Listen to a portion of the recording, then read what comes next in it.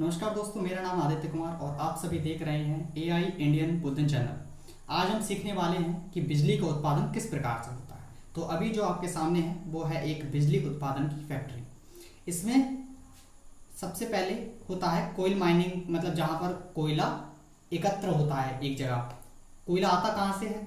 तो कोयला माइनिंग होके आता है और ट्रेनों के माध्यम से आता है। ये ट्रैक बना हुआ है वो कोयला का है। यहाँ लगभग 1.5 मिलियन टन कोयला रखा जाता है स्टॉक में, ताकि बिजली उत्पादन में कमी ना है। और जो 1.5 मिलियन टन कोयला है वो कम से कम 40 दिन का स्टॉक है। ठीक है, तो 40 दिन का स्टॉक है। और जो कोयला होता है उसको कोल हैंडलिंग डिपार्टमेंट को सौंप दिया जाता है, जो इसकी देखभाल करती है।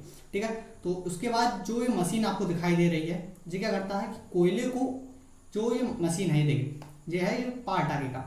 इसमें आगे कुछ स्केचेस लगे हुए हैं। इसमें कोयला उठता है और एक रैंप है उस पर जाता है। इस रैंप जैसे हमारे एयरपोर्ट पर होता है बैग चेकिंग के दौरान, जिस पर बैग रख देते हैं और बैग अपने आप आगे जाता रहता है, उसी तरीके से इस पर इसके माध्यम से कोयला गिरता है और आगे कोयला जाता रहता है। ठीक है, उसके बाद यहाँ से इस रैंप पे होकर कोयला ऊपर जाता है।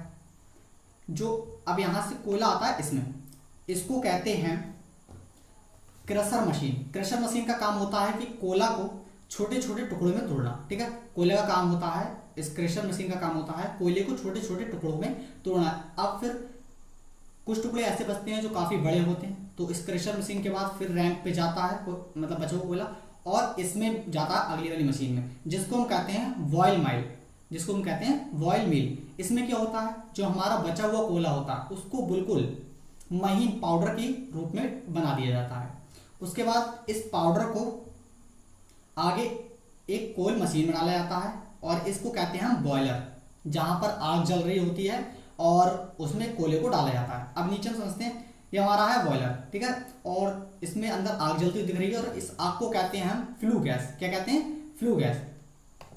यहाँ पर हम यहाँ नीचे कोयला डाला जाता है और यहाँ से आग जलती है। और जो ऊपर आप देख रहे हैं, यहाँ कुछ छोटे छोटे पाइप्स लगे हुए हैं। इस पाइप में है पानी। यहाँ कोई ऐसा नहीं है कि यहाँ कोई टैंक लगा हुआ है, नहीं, यहाँ छोटे छोटे पाइप लगे हुए हैं जिसमें ठंडा पानी भरा हुआ है। और जो इसके बराबर में आप देख रहे हैं, ये पानी यहाँ से नीचे से ऊपर की ओर भेजा जाता है, जिससे पाइप में पानी भरे और नीचे आग से स्टीम बने।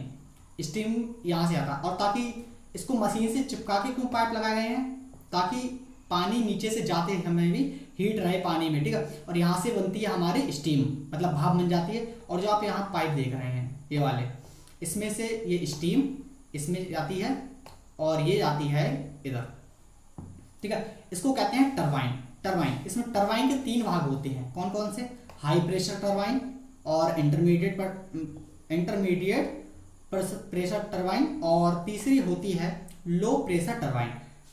तो 3 तरीके की होती है। अब ये खुला हुआ है, इसके ऊपर एक पार्ट और आता है ताकि ये बंद हो जाए, जो हमारी स्टीम है वो फैले नहीं, इसी के अंदर रहे।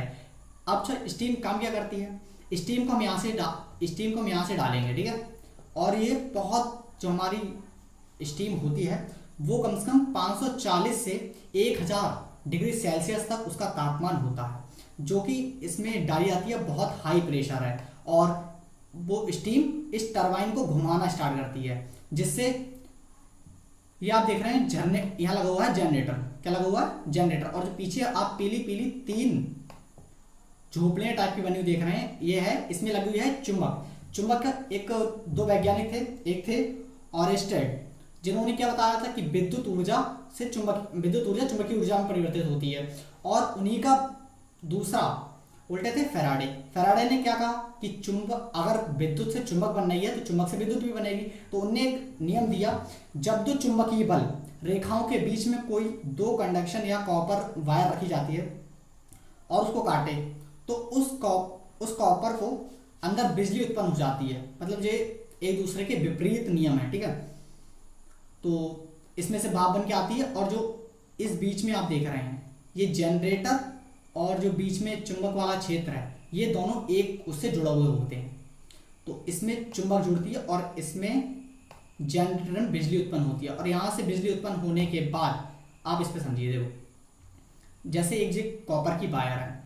ठीक है, कॉपर की वायर मान लीजिए या कोई टरबाइन मान लीजिए, और यहाँ पर हमारा एस और एन वाला क्षेत्र है, ठीक है। और इसके बीच में हम अपना एक कोई कॉपर का वायर या कोई टरबाइन रखेंगे, और जब हम इस टरबाइन को घुमाना स्टार्ट करेंगे तो इसके बीच में जब ये चुंबकीय क्षेत्र है तो चुंबकीय क्षेत्र में अब यहाँ पर विद्युत क्षेत्र भी उत्पन्न हो जाएगा, और इस विद्युत क्षेत्र से हम यहाँ पे देख सकते हैं कि यहाँ पे की बिजली उत्पन्न हो रही है, ठीक है।